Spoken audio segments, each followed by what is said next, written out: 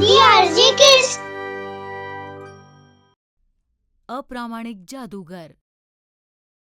એક સમયની વાત છે. હસ્તિનાપુર નામના એક રાજ્યમાં બે જાદુગર રહેતા હતા. જાદુગર કરણવીર અને જાદુગર વિજયવીર. બંને ચિત્ર વિચિત્ર જાદુ બતાવીને લોકોનું મનોરંજન કરતા હતા. જાદુગર કરણવીરના જાદુ નવા હોવાને લીધે ખૂબ પ્રખ્યાત હતા, જેને લીધે એના ખેલને જોવા વધારે લોકો જતા હતા. પણ જાદુગર વિજયવીરના જાદુ જૂના થઈ ગયા હતા. જાદુગર વિજયવીર જ્યારે પણ કોઈ ખેલ બતાવવાની કોશિશ કરતો, લોકો એની મજાક ઉડાવવા લાગતા. જાદુ જૂના હોવાને કારણે લોકો હવે એમને પસંદ નહોતા કરતા. એક દિવસ જ્યારે જાદુગર વિજયવીર લોકોને જાદુ બતાવી રહ્યો હતો, અરે આજે કોઈ નવો જાદુ પણ બતાવવાનો છે કે દર વખતની જેમ એ જ જૂનો વાળો? મિત્રો, ખૂબ જ જલ્દી હું તમને નવું જાદુ પણ બતાવીશ, પણ આજ માટે આ જુઓ. હવે હું આ ટોપીમાંથી 3 ગણ્યા પછી એક ખિસકોલી કાઢીશ. 1 2 આબ્રાકાડાબ્રા. અરે ચાલો ભાઈ, આની પાસે તો કાંઈ નવું નથી, ચાલો. એટલામાં લોકોને પાછળથી જાદુગર કરણવીરનો અવાજ સંભળાય છે. અને આજે જાદુગર કરણવીર તમને હવામાં તરીને બતાવશે. અને એનો અવાજ સાંભળતા જ બધા જાદુગર કરણવીરનો જાદુ જોવા જતા રહે છે. અરે, જાદુગર કરણવીર આવી ગયો! ચાલો ચાલો ચાલો! અરે ક્યાં જઈ રહ્યા છો? ઊભા રહો, જુઓ, હું ફરીથી આને ગાયબ કરી દઈશ. અરે તમે... જાદુગર વિજયવીર નિરાશ થઈ જાય છે કે એમનો જાદુ કોઈ જોવા નથી માંગતું. એ જાદુગર કરણવીરનો ખેલ બગાડવા માટે વેશ બદલીને એનો ખેલ જોવા પહોંચી જાય છે. જાદુગર કરણવીર પોતાનો ખેલ દેખાડવાની શરૂઆત કરે છે. શું તમારામાંથી કોઈએ પણ ક્યારે પણ કોઈને આગ સાથે રમતા જોયો છે? આજે હું આગ સાથે રમીશ. ઓહો, શું વાત છે! શું મહાન જાદુગર છે! વાહ વાહ વાહ વાહ! તો જુઓ, તમારી સામે પ્રસ્તુત છે આગનો ખેલ. આમ કહેતાની સાથે જ જાદુગર કરણવીર પોતાના હાથમાં આગ લગાડી દે છે અને હાથેથી આગને પકડી લે છે. ગામવાળા જાદુગર કરણવીરના હાથમાંથી આગ નીકળતી જોઈને એકદમ સ્તબ્ધ રહી જાય છે અને તાળીઓ વગાડવા માંડે છે. જાદુગર વિજયવીર જાદુગર કરણવીરનો ખેલ બગાડવા માટે છુપાઈને એની પાછળ જઈને એ આગમાં માટીનું તેલ નાખી દે છે, જેનાથી જાદુગર કરણવીરની આગ હજુ વધી જાય છે અને લોકો ત્યાંથી ભાગી જાય છે. જાદુગર વિજયવીર ત્યાંથી ધીરેથી નીકળી જાય છે. જાદુગર કરણવીર ખૂબ જ ઉદાસ થઈને વિચારે છે, આ કેવી રીતે શક્ય છે કે આગ આટલી વધી જાય? એટલામાં એને ત્યાં જ પડેલો એક માટીના તેલનો ડબ્બો દેખાય છે અને એ સમજી જાય છે કે આ કોઈનું ષડયંત્ર હોઈ શકે. પણ આ વિશે એ કોઈને કંઈ પણ કહેતો નથી.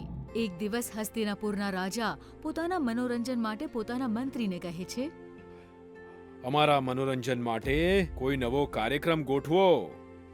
જી રાજાજી, નજીકના ગામમાં 2 જાદુગર છે જે આજકાલ ખૂબ ચર્ચામાં છે.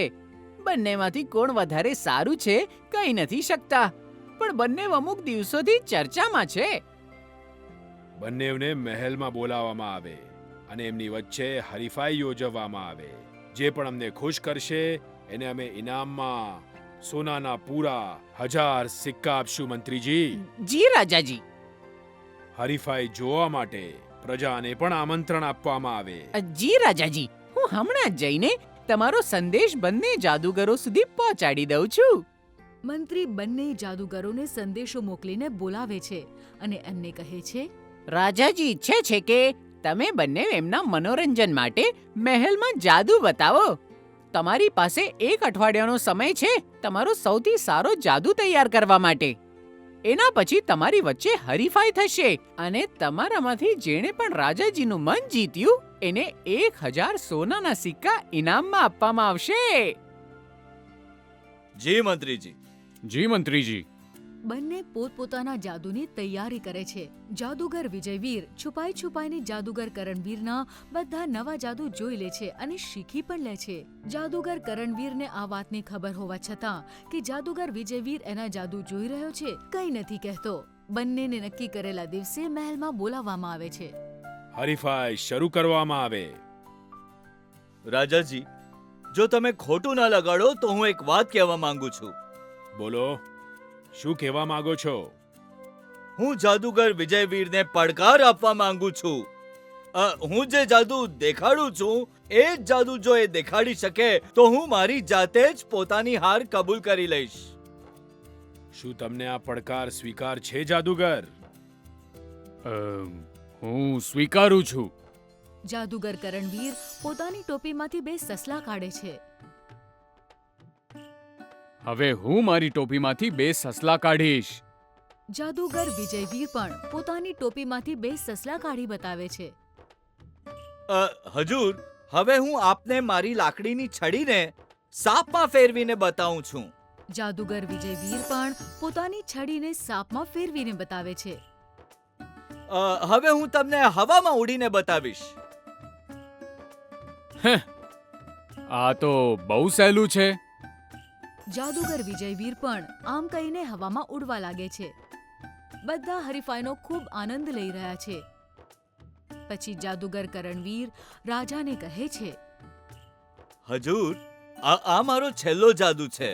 જો આ પણ જાદુગર વિજયવીરે કરી બતાવ્યો તો હું મારી હાર પોતાની જાતે જ સ્વીકારી લઈશ. આ જાદુ કરતા જાદુગર વિજયવીરે પહેલા જાદુગર કરણવીરને ક્યારેય નહોતો જોયો. હવે હું પાણીથી ભરેલા બહુ મોટા કાચના બોક્સમાં પોતાને બંધ કરી લઈશ અને બોક્સમાં તાળું લાગેલું હોવા છતાં પણ હું એમાંથી તમારી સામે બહાર નીકળી જઈશ. આ સાંભળીને જાદુગર વિજયવીર છુપાઈને તાળું બદલીને ખુલવાવાળા તાળાની જગ્યાએ ન ખુલવાવાળું તાળું લગાડી દે છે, જેથી તાળું ખુલી ના શકે અને જાદુગર કરણવીર પાણીની બહાર નીકળી ના શકે. જાદુગર કરણવીરને આ વિશે પહેલાથી જ ખબર હોય છે અને એ તાળું ફરીથી બદલી દે છે અને બહાર નીકળી જાય છે. હવે જાદુગર વિજયવીરનો વારો આવે છે અને એ જેવો પાણીના બોક્સની અંદર જાય છે, ન ખોલવાવાળું તાળું એના જ બોક્સ પર લાગી જાય છે અને એ ખૂબ પ્રયત્નો કર્યા પછી પણ બહાર નીકળી નથી શકતો. ત્યારે જાદુગર કરણવીર પોતાની પાસેથી ચાવી કાઢીને એ તાળાને ખોલીને જાદુગર વિજયવીરને બહાર કાઢી લે છે. રાજા જાદુગર કરણવીરના જાદુ અને સમજદારીથી ખુશ થઈને એને સોનાના 1000 સિક્કા ઇનામમાં આપી દે છે. વાહ જાદુગર કરણવીર, વાહ, ખૂબ જ સરસ. અમે તમારાથી ખૂબ ખુશ થયા અને અમારા તરફથી તમને આ 1000 સોનાના સિક્કા ઇનામમાં આપવામાં આવે છે. આમનો સ્વીકાર કરો. જાદુગર વિજયવીર સમજી જાય છે કે જાદુગર કરણવીરે એને પાઠ ભણાવ્યો છે અને એ જાદુગર કરણવીર પાસે પોતાની અપ્રામાણિકતા માટે માફી માંગે છે. મને માફ કરી દે જાદુગર કરણવીર. હું જીતવાની લાલચમાં એકદમ આંધળો થઈ ગયો હતો. હું અપ્રામાણિકતાને રસ્તે જીતવા ગયો. મને માફ કરી દે. કંઈ વાંધો નહીં જાદુગર વિજયવીર, મેં તમને માફ કર્યા. પણ યાદ રાખજો, અપ્રામાણિકતાનું ફળ ક્યારેય સારું નથી હોતું. મહેનત અને પરિશ્રમથી કરેલું કામ જ આપણને સફળ બનાવે છે.